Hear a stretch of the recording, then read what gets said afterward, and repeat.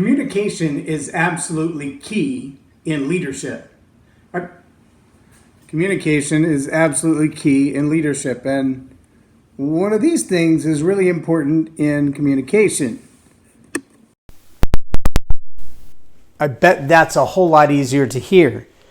Fascinating how just a little tiny thing being unplugged and suddenly communication loses its grip.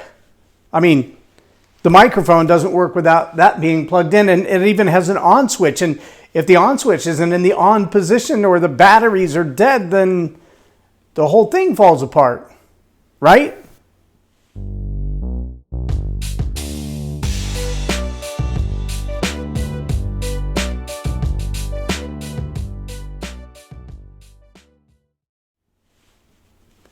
I'm Loren Norris with Leading Leaders Podcast, and I just want you to know that as easy as it is to not plug in the microphone, to not flip on the switch, to not check the batteries before you get started, it is as easy to be unplugged in your communication somewhere.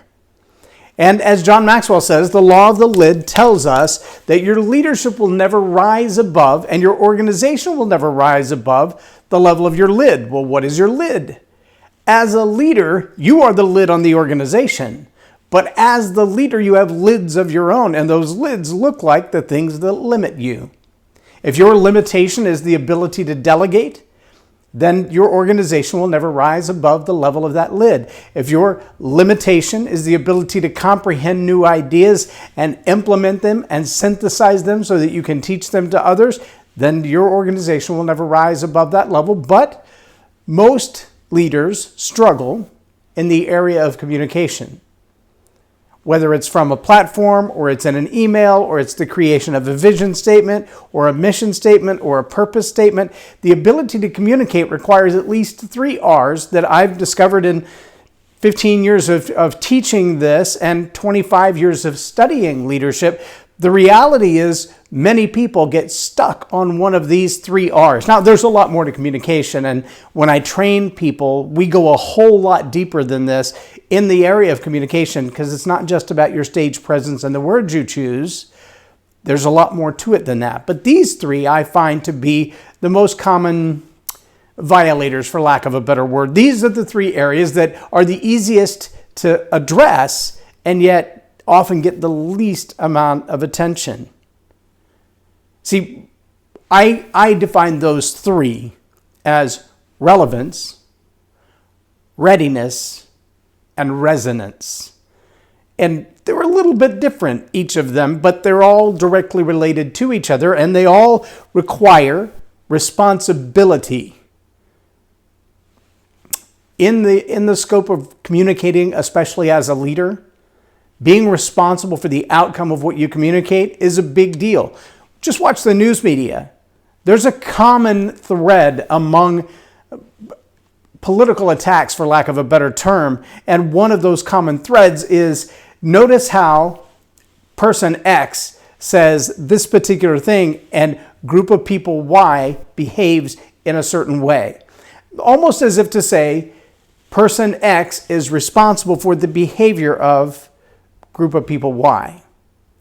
Now, in an organization, that's pretty easy to connect.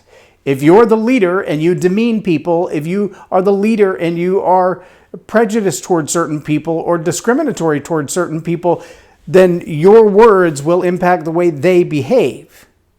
From an old sales standpoint, we would say all the time, we only get, as sales managers, what we incent salespeople to do. So if the program comes out and it says sell 15 widgets and get $20, or sell 4 gizmos and get $20, you're going to sell a whole lot more gizmos than you are widgets, because there's more money to be made in fewer sales. You get what you incent. If person X communicates this and people Y respond to it, that's what's going to happen on a pretty regular basis. So leaders, when it comes to their words, are responsible for what they say. But relevance is a matter of answering the question, what's in it for me? It's the most famous question of all time. It's the question that every person is asking. The old Dale Carnegie thing used to say it's WIFM FM. WIIFM, it's the radio station that always answers the question, what's in it for me? Why do I care? Why is it relevant to me? Is it going to make my life better? Is it going to make me more money? Is it going to change something? Is it going to keep my job? Relevant. So relevant always answers the question, what's in it for me? Readiness addresses the issue of preparedness. Have you done your homework? Have you studied the things that you need to communicate? Have you thought through the process of if person X, being me, says these words, how will people Y react to that?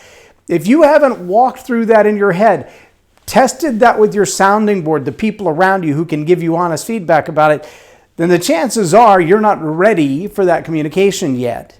You're not the kind of person yet who should be making that communication.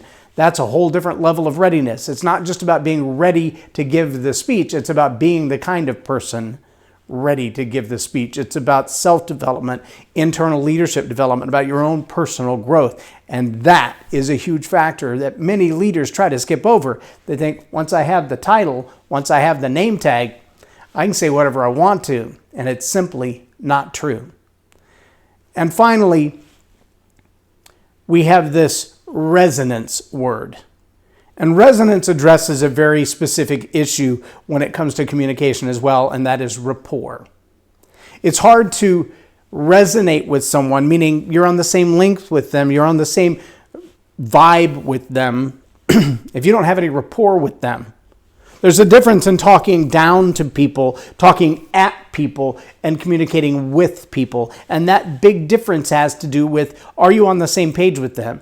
If you sit in your lofty office and lead from on high, and person X says these things, and so people Y are expected to behave this way, but you have no rapport with them, you know nothing about them, you don't care about them, chances are what you anticipate them behaving like and how they actually behave are going to be entirely different. In the same way that a microphone not plugged in to the device will not transmit the information that I'm trying to share with you. In the same way that I can't communicate through a microphone that's not plugged in, if you haven't practiced those three areas of relevance, readiness, and resonance, then you will not find yourself answering the question, what's in it for me, for the people you're talking to. You will find yourself not prepared for the communication or the impact that it has. And you'll find yourself with no rapport between you and the people that you're trying to communicate with. If you'll focus on those three things as you develop your methods of communication, I think you'll find a greater influence and impact in your leadership and raise the level of the lid on your communication and therefore raise the level of your leadership altogether. I'm Loren Norris with Leading Leaders Podcast for Tell It Like It Is TV. Have a blessed day.